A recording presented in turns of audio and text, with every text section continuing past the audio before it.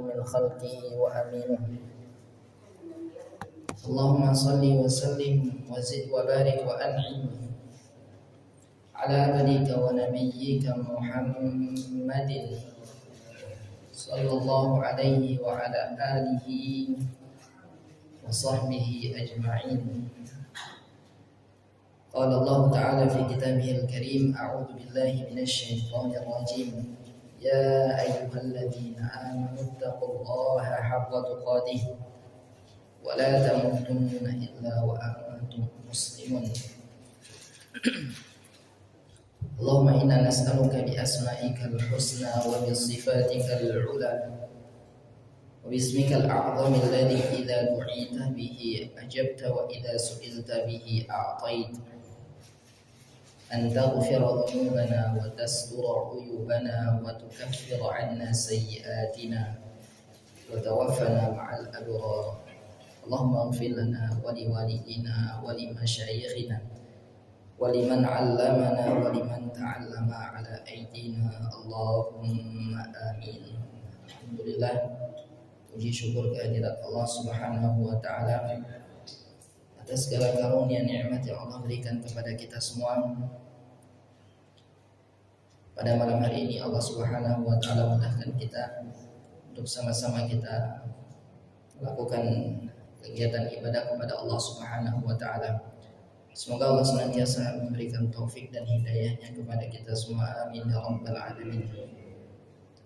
Salawat berkirim salam semoga senantiasa terlimpahkan dan tercurahkan kepada Nabi kita Nabi Muhammad sallallahu alaihi wasallam, kepada seluruh keluarga, seluruh sahabat dan seluruh pengikutnya hingga akhir zaman.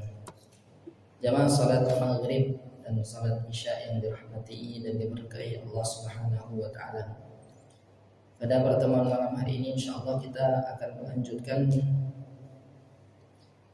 setelah membahas 2 pekan kemarin berkenaan dengan fikih, maka pada pertemuan malam hari ini kita masuk pada pembahasan Asy-Syama'il Al-Muhammadiyah, masuk pada hadis yang ke-6 dari hadis-hadis yang dikumpulkan oleh Al-Imam Abu Isa Muhammad bin Isa At-Tirmidzi rahimahullah ta'ala rahmatan wasi'ah. Hadis yang ke-6, hadis yang diriwayatkan dari Ibrahim bin Muhammad min waladi Ali ibni Abi Thalib radhiyallahu ta'ala anhu. Hadis yang diriwayatkan oleh Ibrahim bin Muhammad. Ibrahim anaknya Muhammad, dan Muhammad merupakan anak dari Ali bin Abi Thalib radhiyallahu ta'ala anhu, atau dikenal dengan Muhammad Al-Hanafiyah, disebut dengan Muhammad Al-Hanafiyah, disandarkan kepada Al-Hanafiyah untuk membedakan antara anaknya Ali bin Abi Thalib dari jalur Fatimah radhiyallahu ta'ala anha. Fatimah memiliki anak bernama Al-Hasan dan Al-Husain, sedangkan Ali bin Abi Thalib setelah wafatnya Fatimah radhiyallahu ta'ala anha, kemudian beliau menikah dengan Khawlah yang berasal dari Bani Hanafi, sehingga dinisbatkan anaknya dengan nisbat Hanafiyah, Muhammad Al-Hanafiyah, supaya terbedakan antara keturunannya Fatimah radhiyallahu ta'ala anha dengan keturunannya Khawlah radhiyallahu ta'ala anha wa ardhaha. Kemudian di sini dari Ibrahim bin Muhammad, dari Ibrahim anaknya Muhammad, dan Muhammad merupakan anak dari Ali bin Abi Thalib radhiyallahu ta'ala anhu. Dia berkata, kana Aliyun idza wasafa Rasulullah sallallahu alaihi wasallam qala, adalah Ali bin Abi Thalib apabila beliau mensifati Nabi sallallahu alaihi wasallam, qala, maka beliau berkata, Ali bin Abi Thalib berkata, lam yakun Rasulullah sallallahu alaihi wasallam bit-tawilil mumaddad. Nabi sallallahu alaihi wasallam bukan orang yang tinggi al-mumaddad, yang sangat. Nanti insyaallah kita akan menjelaskan. Wala bil qasilil mutaraddid, dan juga bukan orang yang pendek al-mutaraddid, yang secara kesimpulan adalah tidak pendek seperti orang yang dagingnya satu sama lain masuk. Atau nanti disebutkan seperti al-qazam. Al-qazam artinya apa namanya? Apa? Bukan pendek. Ya, apa bahasa lainnya? Kerdil atau cebol dan seterusnya, semisal itu. Kemudian wa kana rab'atan minal qaum, dan beliau adalah orang yang rab'atan, yaitu seimbang, proporsional dari kaumnya. Lam yakun bil ja'til qatati, rambut beliau tidak yang sangat ikal, tidak sangat keriting. Wala bis sabti, dan juga tidak as-sabt, yaitu yang lurus terurai seperti perempuan. Kana ja'dan rajilan, akan tetapi rambut beliau sallallahu alaihi wasallam ada gelombangnya. Walam yakun bil mutahham, dan bukan Nabi sallallahu alaihi wasallam al-mutahham. Al-mutahham diartikan di sini adalah al-badinul katsirul lahm, yaitu tubuh yang kebanyakan daging atau sangat gemuk, bukan yang sangat gemuk. Kemudian beliau menyebutkan wala bil mukaththam, dan beliau sallallahu alaihi wasallam bukan orang yang al-mukaltham, yaitu al-mudawwar al-wajh, wajahnya tidak bulat sempurna. Wa kana fi wajhihi tadwirun, dan pada wajah beliau sallallahu alaihi wasallam ada bulatannya. Nanti insyaallah kita jelaskan. Abyadu musyrabun, warna kulit beliau putih yang tercampur dengan merah. Ad'ajul ainaini, kemudian kedua mata beliau hitam pekat. Ahdabul ashfar, bulu mata beliau panjang. Jalilul musyashi wal katadi, jalilul musyashi wal katadi, ujung-ujung tulang beliau besar, kuat. Begitu pula al-mafasil, sendi-sendi beliau. Kemudian wal katadi, begitu pula tulang, pertemuan tulang di punggung beliau atau tulang belikatnya besar. Kemudian ajradu dzu masrubah, rambut-rambut di dalam tubuh beliau tidak ada rambut-rambut yang di dalam tubuh beliau dzu masrubah, tetapi beliau memiliki rambut masrubah. Masrubah sudah kita bahas, yaitu rambut halus yang berada di bawah di bawah tenggorokan, di bawah lekukan tenggorokan sampai pada pusar. Kemudian syathnul kaffaini wal qadamain, kemudian tangan atau telapak tangan beliau tebal, wal qadamain, begitu juga kaki beliau. Idza masya taqalla'a, kalau beliau berjalan taqalla'a, beliau mengangkat dengan sempurna, tidak diseret. Ka'annama yalhaqu min sabab, seakan-akan beliau berjalan pada turunan. Wa idza iltafata ma'an, kalau menoleh secara sempurna. Kemudian baina katifaihi khatamun nubuwah, antara dua pundak beliau ada tanda kenabian. Wa huwa khatamun nabiyyin, dan itu merupakan tanda-tanda atau stempel bagi para nabi. Ajwadun nasi sadran, dadanya paling dermawan. Wa asdaqun nasi lahjatan, ucapannya paling jujur. Wa alyanuhum adikatan, perangainya sangat lembut. Wa akramuhum isyratan, pergaulannya sangat mulia. Man ra'ahu badihatan habahu, barang siapa melihat sekali atau pertama kali melihat, maka dia akan segan karena karisma beliau.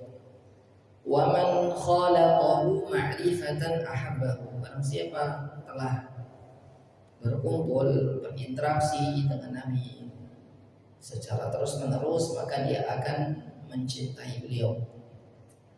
Yaqulu na'iduhu, berkata orang yang mensifati beliau, lam ara qablahu wa la ba'dahu mithlahu, belum pernah aku melihat sesuatu apapun sebelum beliau dan juga setelah beliau seperti Nabi Sallallahu Alaihi Wasallam. Ini hadis yang lumayan panjang yang disebutkan oleh Ibrahim bin Muhammad yang merupakan anak dari Ali bin Abi Thalib radhiyallahu taala anhu. Hadis ini dicantumkan oleh Al-Imam At-Tirmidzi di dalam kitab beliau ini, yaitu kitab Asy-Syama'il Al-Muhammadiyah, yang mana jemaah yang dirahmati Allah Subhanahu wa taala, hadis ini kata Imam At-Tirmidzi hadisun laisa isnaduhu bimuttasil. Hadis ini secara sanad tidak bersambung secara sanadnya, artinya hadis yang lemah secara sanadnya. Lakin alfaruhu tashhadu li julliha syawahidun taqaddama ba'duha wa sata'ti ukhra. Akan tetapi para ulama mengomentari, akan tetapi di dalam kandungan hadis yang dibacakan tadi telah ada hadis-hadis yang mendukung yang sama, gitu ya, hadis-hadis yang secara makna sama, yaitu hadis-hadis sahih. Begitu pula sebagiannya akan datang pada pembahasan yang lain. Artinya hadis ini sebagian besar adalah hadis yang memiliki syawahid, memiliki penguat satu sama lain. Ada yang sebagiannya telah disebutkan di dalam hadis yang lain, dan sebagian lain akan disebutkan pada hadis yang akan kita baca pada pertemuan-pertemuan yang akan datang. Itu yang perlu diperhatikan dari hadis ini secara sanadnya. Jemaah yang dirahmati Allah Subhanahu wa taala. Kemudian kita akan bahas satu persatu. Yang pertama, beliau mengatakan, Ibrahim bin Muhammad, anaknya Ali bin Abi Thalib, mengatakan, kana Aliyun idza wasafa Rasulullah. Dahulu Ali radhiyallahu taala anhu ketika beliau mensifati Nabi sallallahu alaihi wasallam. Berarti Ali bin Abi Thalib mensifati Nabi sallallahu alaihi wasallam, yang kemudian dari penuturan Ali bin Abi Thalib direkam oleh anaknya Muhammad. Dia Muhammad. Kemudian dari Muhammad kemudian direkam pula oleh Ibrahim anaknya, dan kemudian dituturkan.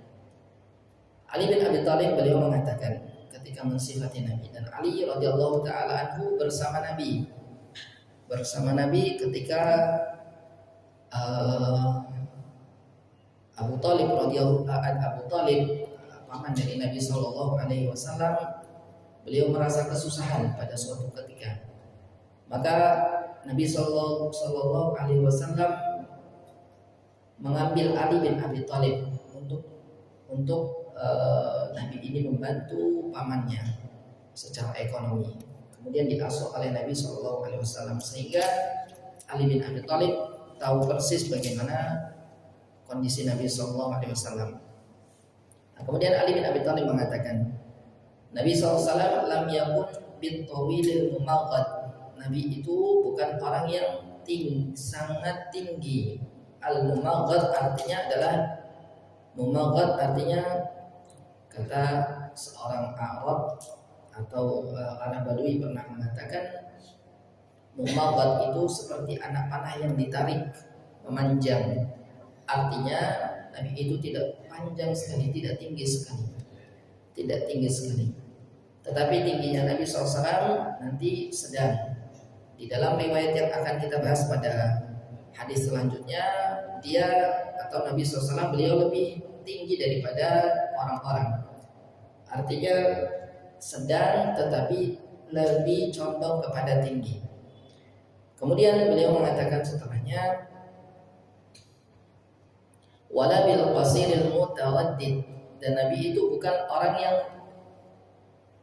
pendek kemudian mutawaddid. Mutawaddid artinya di sini diartikan ad-dakhilu ba'duhu fi ba'din qasran, yaitu daging satu dengan lain menempel atau daging dengan satu dengan yang lain saling masuk. Artinya tadi pendek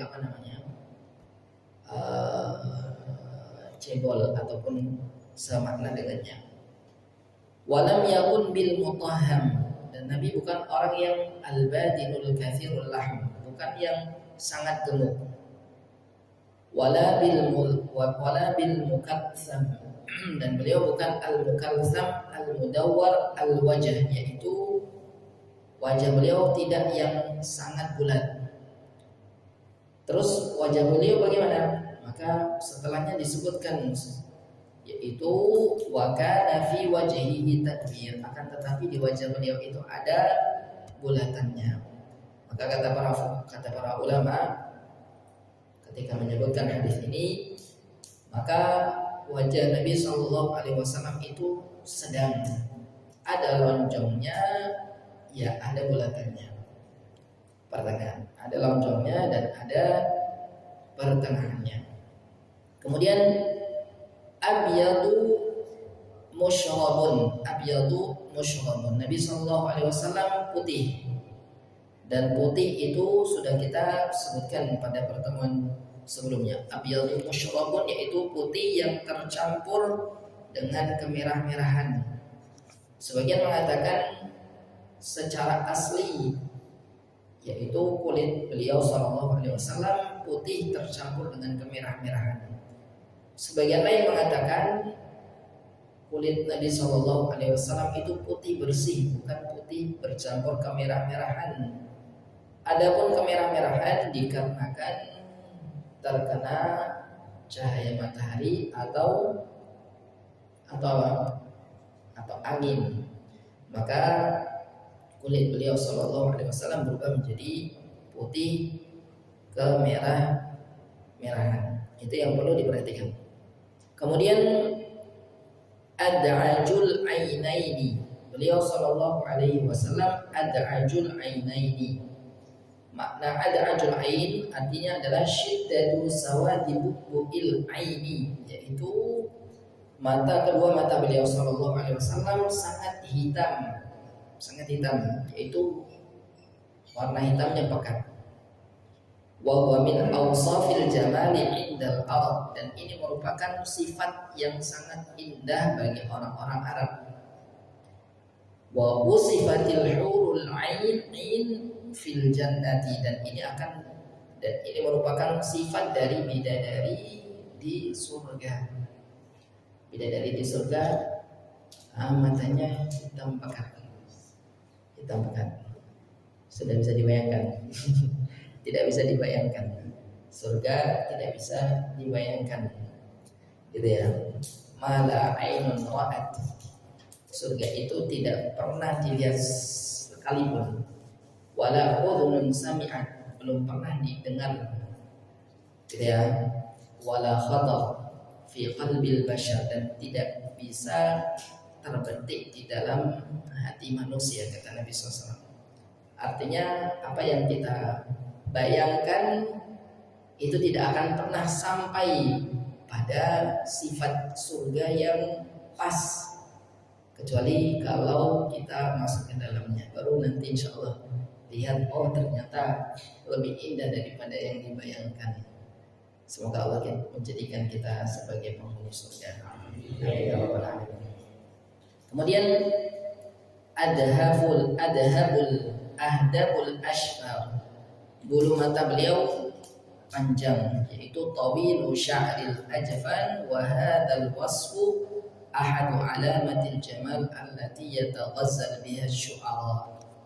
Dan ini merupakan sifat yang indah, yaitu bulu mata yang panjang, sebagaimana para penyair ketika membuat syair, maka syair ketika mensifati wanita, kemudian mensifati hal-hal yang sifatnya nanti adalah al-ghazal, yaitu syair-syair cinta, syair-syair yang berkaitan dengan cinta dan seterusnya, itu sering menyebutkan panjangnya bulu mata karena keindahan dan seterusnya. Kemudian jalilul musyashi wal katad. Di sini disebutkan jalilul musyashi wal katad, yaitu al-musyash. Al-musyash artinya adalah ujung tulang beliau besar. Ujung tulang beliau kokoh kuat. Begitu juga persendian. Ada yang mengatakan musyash yaitu persendian pertemuan antara dua tulang, yaitu seperti lutut, kemudian siku dan yang lainnya. Maka menandakan bahwasanya beliau adalah orang yang sangat kuat, ditandai dengan ketika perang Khandaq, para sahabat menggali parit, maka ketika mendapati batu yang sangat besar, kemudian para sahabat tidak mampu menghancurkan batu tersebut, datanya kepada siapa? Datanya kepada Nabi SAW. Maka Nabi SAW memukul batu tersebut, kemudian langsung pecah, menandakan kuatnya Nabi SAW. Jalilul musyashi wal katadi. Kemudian la yufahamu minha ad-dhakhama al-baligha allati yusafu biha al-amaliqah, tetapi tidak bisa difahami di sini besarnya tubuh beliau itu tidak sangat berlebihan, artinya tidak seperti al-amaliqah, raksasa, tidak seperti raksasa, tidak besar sekali. Ya besar, tetapi besarnya standar, tidak melebihi sifat yang pas gitu ya, sifat yang sedang.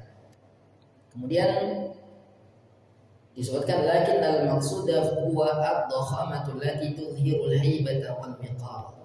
Akan tetapi maksud dari besar tubuh beliau itu adalah tubuh yang menjadikan nampak ketika orang melihat itu segan, penuh dengan karisma dan seterusnya. Kemudian ajratu dzu masrubatin, beliau adimus sya'ar fil jasad, tidak ada rambut-rambut yang berada di jasad beliau. Ajrat tidak ada. Dzu masrubatin, akan tetapi beliau memiliki masrubah. Memiliki masrubah. Apa itu masrubah? La sya'rin fi khattu sya'ri alladhi yarbitu baina an-nuqrati allati fi a'la sadr wa baina as-surah, yaitu khattu sya'r, garis rambut halus alladhi yarbitu baina an-nuqrah, yang muncul dari bagian lekukan di bawah tenggorokan sampai as-surah ila surah, sampai pusar. Itu beliau sallallahu. Syasnul kafaini wal qadamain, beliau memiliki tangan yang besar, tebal, kuat. Al-kafain, telapak tangan yang kuat, tebal. Begitu juga kaki beliau, dan sudah kita sebutkan dan kita rinci pada pertemuan sebelumnya. Idza masya taqalla'a ka'annama yanhatu min sabab, kalau berjalan itu taqalla'a, diangkat sepenuhnya, tidak diseret. Dan sudah kita sebutkan pula sifat jalan beliau, di antaranya diangkat, kemudian seperti berada pada turunan, menunjukkan jalannya cepat. jalannya cepat tetapi tidak sampai berlebihan, tidak sampai berlebihan. Begitu juga antar satu langkah dengan yang lain itu saling berdekatan, tatabul khutuwatu atau tataba'at khutuwatu, saling berdekatan antar satu langkah. Kemudian setelah itu beliau mengatakan,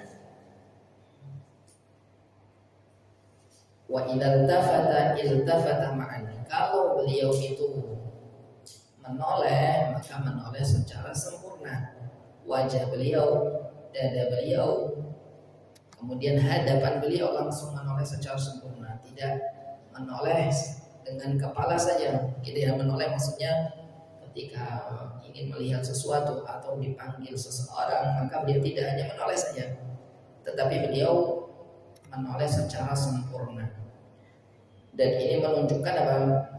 Menunjukkan takamul syakhsiyah, sempurnanya kepribadian yang sempurna. Menunjukkan pula asyaja'ah, keberanian seseorang ketika menghadapi sesuatu, tetapi kalau menghadapinya setengah-setengah itu menunjukkan ada rasa takut. Tetapi ketika menghadapi dengan menghadap secara sempurna menunjukkan apa? Menunjukkan keberanian.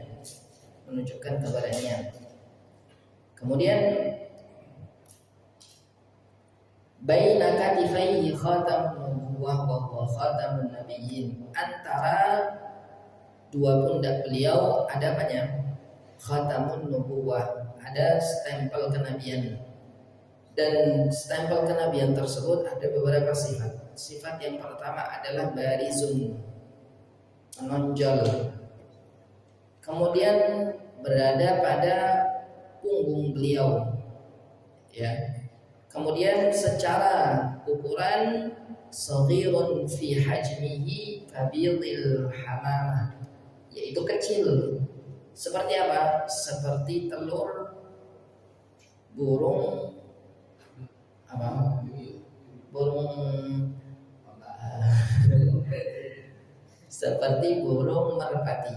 seperti burung merpati, kecil seperti burung merpati.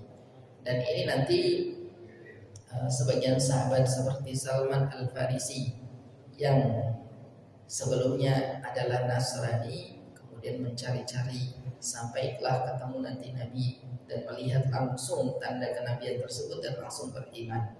Nanti kisahnya panjang. Salman Al-Farisi dari mulai agamanya Majusi, kemudian pindah ke Nasrani, kemudian berguru pada banyak pendeta, kemudian setelah itu diarahkan sampai pada kesimpulan sudah tidak ada lagi pendeta yang lurus pada zaman tersebut, kata pendeta yang terakhir yang dia belajar kepadanya. Kemudian pendeta tersebut tidak ada lagi yang pendeta yang lurus pada saat ini. Sekarang tinggal menunggu Nabi yang akan datang. Kemudian disebutkan sifat-sifatnya. Kemudian di antara sifatnya adalah memiliki tanda kenabian. Maka Nabi tersebut berada pada wilayah yang banyak pohon kurmanya.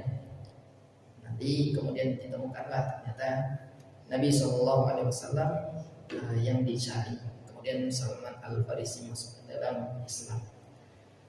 Itu yang boleh dikatakan jemaah dalam Allah Subhanahu wa taala. Kemudian di antara sifat yang lain adalah di dalam atau di tanda kenabian tersebut ada rambut-rambut yang sedikit. Nanti akan ada riwayat-riwayat yang menjelaskannya. Kemudian ajwadun nas sadran, yaitu manusia yang paling dermawan dadanya. Maksudnya apa? Paling dermawan dadanya, kata para ulama, maksudnya adalah awsa'uhum qalban, hatinya paling luas. Apa? Hatinya paling luas. Dan Nabi SAW tidak mudah marah kepada orang yang jahil, orang yang tidak tahu, tidak langsung marah. Contohnya ketika Nabi mendapati Arab Badui masuk ke dalam masjid, kemudian langsung kencing. Para sahabat sudah marah, sudah geram. Tapi Nabi mengatakan apa? Biarkan dulu, biarkan dulu dia kencingnya selesai dulu, jangan diganggu. Kalau diganggu nanti najisnya kemana-mana. Biarkan dulu sampai selesai. Nabi tidak marah. Maka kata Arab Badui tersebut, tidak pernah aku melihat orang yang seperti Nabi. Ketika para sahabat yang lain memarahiku, maka aku mendapati Nabi dalam kondisi lembut, dalam kondisi akhlak yang baik ketika itu. Maka Nabi menyuruh kemudian mengguyur air kencing tersebut. Maka itu diantara Nabi SAW itu tidak mudah marah kepada orang yang tidak tahu. Begitu pula ketika para sahabat sedang sholat di belakang, kemudian ada di antara para sahabat yang berbicara sendiri sedang sholat, maka Nabi SAW juga menghadapinya dengan penuh tenang, tidak marah kepada para sahabat yang berbicara ketika sholat tersebut. Sesungguhnya sholat itu adalah munajat kepada Allah. Tidak seharusnya seseorang itu berbicara ketika sholat. Maka kalimat tersebut diingat-ingat oleh para sahabat yang ketika itu berbicara ketika sholat. Begitu pula Nabi SAW tidak membalas keburukan dengan keburukan. Begitu pula Nabi SAW memiliki banyak sifat yang indah, ketenangan, kesabaran, pemaaf, kemudian rahmat, kemudian belas kasih dan seterusnya kepada orang-orang yang beriman. Maka jemaah yang dirahmati Allah Subhanahu wa taala, kemudian Ali bin Abi Thalib mensifati setelahnya asdaqun nasi lahjatan. Beliau adalah manusia yang paling jujur ucapannya, paling jujur. Maka ketika turun surat Tabbat Yada, yaitu surat apa? Al-Lahab, surat Al-Lahab turun, maka Nabi SAW diperintahkan untuk berdakwah secara terang-terangan. Maka Nabi mengumpulkan orang-orang Quraisy. Kemudian Nabi mengatakan, kalau saya mengatakan di balik bukit ini ada musuh yang akan menyerang, apakah kalian percaya? Maka mereka mengatakan, kami percaya. Kami belum pernah mendapati engkau dalam kondisi berbohong. Mereka sendiri mengatakan, ma jawabna alaika kadiban. Kami belum pernah mendapati engkau dalam kondisi berbohong. Dan itu bukan setelah Nabi diutus, yaitu Nabi SAW kalau sudah diutus artinya maksum, dijaga. Tetapi sebelum diutus, artinya Nabi SAW memang sifat beliau adalah orang yang sangat jujur. Maka disebut dengan shadiqul amin, as-shadiqul amin, orang yang jujur, yang terpercaya. Bahkan sampai sebelum berhijrah orang-orang Quraisy itu mengumpulkan harta-hartanya kepada Nabi SAW. Nabi hendak dibunuh, harta-harta orang Quraisy itu masih di tangan Nabi SAW. Padahal dimusuhi, tetapi tidak ada yang dipercaya untuk menjaga harta mereka kecuali Nabi. Gitu ya, dimusuhi tetapi dititipi, gitu ya, dititipi. Gitu ya, sampai akhirnya harta-harta tersebut dititipkan, kemudian dibagikan sebelum Nabi SAW berhijrah. Artinya diamanahkan kepada seseorang untuk dibagikan kepada orang-orang Quraisy sebelum beliau berhijrah. Kemudian al-yamuhum alikatan, beliau memiliki perangai yang sangat lembut. Di sini kata para ulama maknanya adalah latifan qaribal khuluq, yaitu ramah, orangnya lembut, ramah. Qaribat tanawul, mudah dijangkau. Nabi SAW seorang nabi tetapi mudah dijangkau, tidak sulit. Seorang pembesar, seorang tokoh, seorang petinggi, pejabat, tetapi tidak susah untuk dijangkau Nabi SAW. Bahkan anak kecil sekalipun, anak kecil, wanita sekalipun itu mudah menjangkau Nabi SAW. Kemudian begitu juga sahlan ta'amul, beliau SAW mudah diajak bergaul, diajak berinteraksi mudah. Kemudian akramuhum isyratan, beliau adalah sallallahu alaihi wasallam, kata Ali bin Abi Thalib, paling mulia pergaulannya. Maka pergaulan itu ada dua, kata para ulama. Yang pertama pergaulan dengan istri, maka beliau mempergauli istrinya dengan baik, memiliki sifat akhlak kepada istri beliau sallallahu alaihi wasallam dengan baik.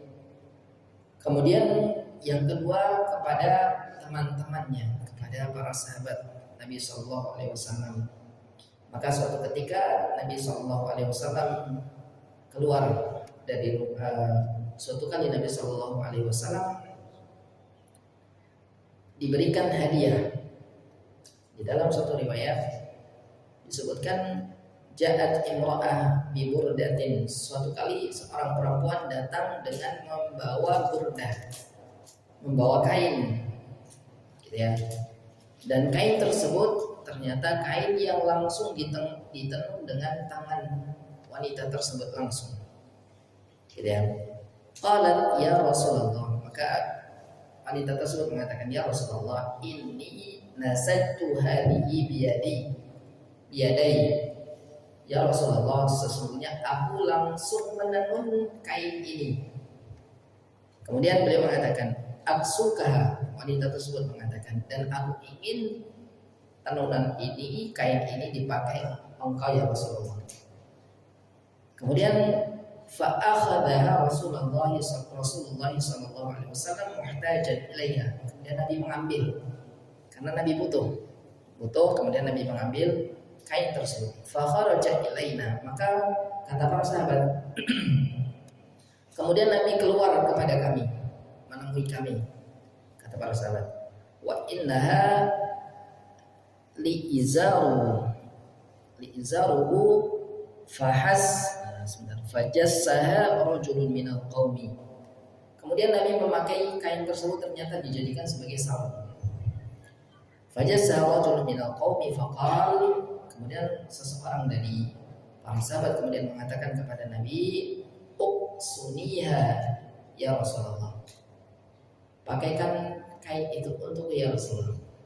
Artinya diminta kain tersebut, gitu ya. Maka Nabi mengatakan apa? Qala na'am, ya boleh, gitu ya, boleh. Fajalasa masyaallahu fil majlis thumma raja'a fatawafaha thumma arsala biha ilaihi. Kemudian Nabi duduk, kemudian kembali, kemudian melepas kain tersebut, kemudian dikasihkan kepada para sahabat tersebut. Faqala lahul qaum, maka teman-temannya ngomong, ma ahsanta sa'altaha iya wa qad arafta annahu la yaruddu sa'ila. Kamu itu